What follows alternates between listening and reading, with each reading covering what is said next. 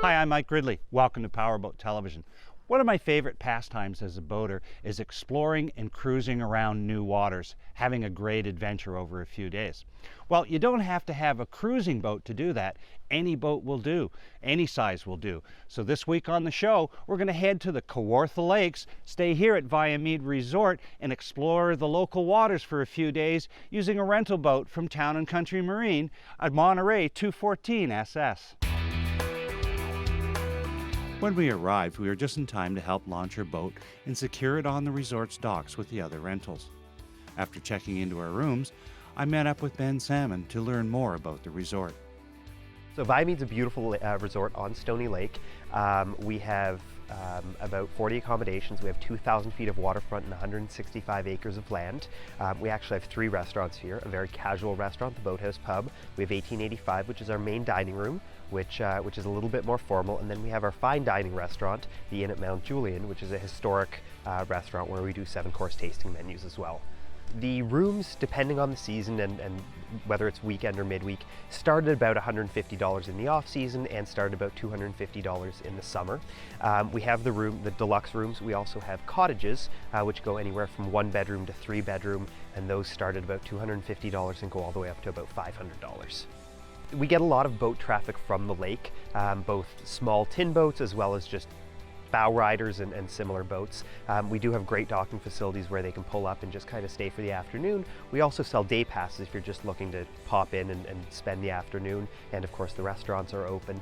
For larger boats, we do also have slips that have power and you can stay overnight as well. On our first day of exploring, my wife Lisa and I headed out onto Stoney Lake, arguably the most scenic and rugged of the Kawartha Lakes. Stoney is aptly named with its rock islands, rugged shoreline, and many shoals. A good chart is a must to navigate the small craft route and explore its reaches. Tucked into the trees on the mainland and on the islands are cottages of all sizes and vintages.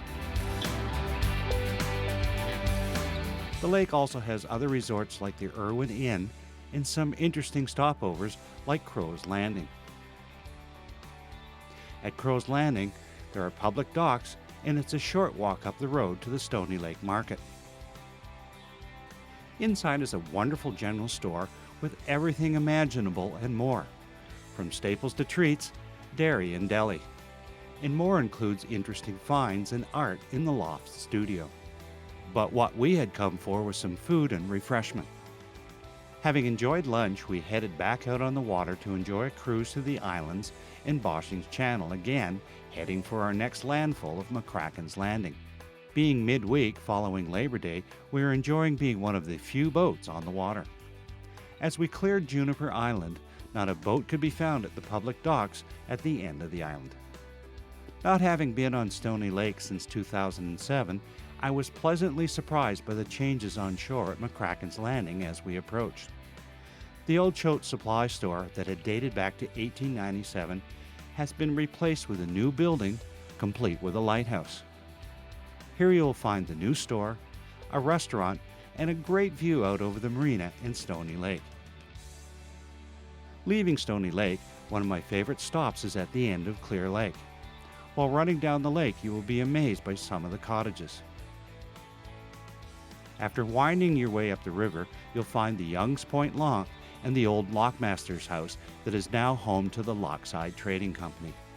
Here you'll find an eclectic courtyard to relax in while you enjoy something refreshing or tasty from Steamer's Cafe and Ice Cream Parlor. I have to admit they would never come away from Lockside without a purchase, since the collections of home decorating items, gifts, and clothing are excellent. Later in the show, we'll have more from the Kawartha Lakes.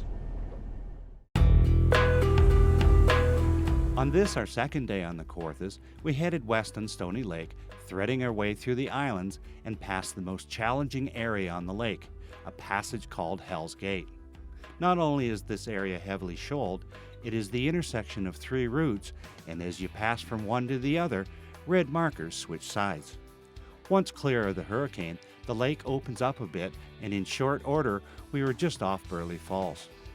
Since it was late in the season, The water flow is modest, but in spring it is something else. If you need fuel and a break, you can pull into Burleigh Lodge Marina between the falls and the lock. On shore, you'll find a restaurant and a bar with a view to the lake. Within minutes of departing the marina, we were turning into the approach to the lock at Burleigh's Falls and heading for the blue line to lock through. Following a short wait, we were called into the lock and locked through to Lovesick Lake. Soaking up the sun and sights, we picked up the pace heading up the lake for the next lock hidden in the islands. Once again, we were locked through efficiently so we could tie up on the top side.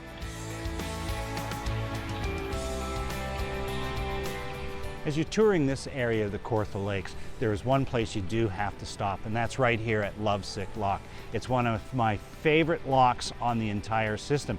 And what makes it so great is it's out here in the middle of nowhere on two islands. The staff actually come here by boat.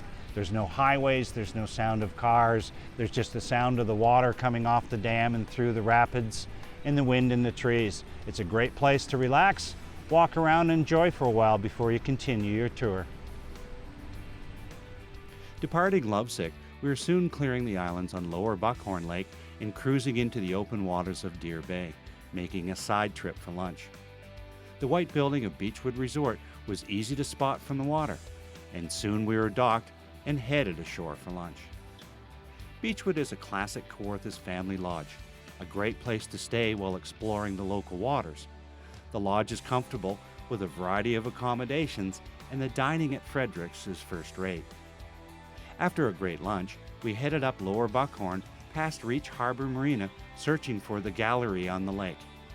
Clearing the marker off Tobacco Rock, you can see the gallery in its dock on the north shore. You'll have to post a bow watch on approach through the shallows, but the effort is worth it. Inside the distinctive building, you'll find one of the finest collections of original artworks in Canada. Back on the water, we enjoyed a short but scenic cruise along the Trent Severn Waterway small craft route, soon arriving at Buckhorn. While waiting on the blue line for the next lock-through, we spent the time enjoying the beautiful setting you find at all of Parks Canada's locks. Soon we were locked through and passing the village of Buckhorn, where you will find a great waterside restaurant and a few shops. We're going to end our day cruise up here on Buckhorn Lake. We've just cleared through the lock, and that's about as far as we can go and make it back to Viamead Resort for the end of the day. Now, it's a great thing to do, these day trips. You can do them anywhere there's water, whether you own a boat or not. Rent one, trailer your boat somewhere, explore some new waters. And if you do have the time, come visit these great lakes in Kawartha Lakes region of Ontario.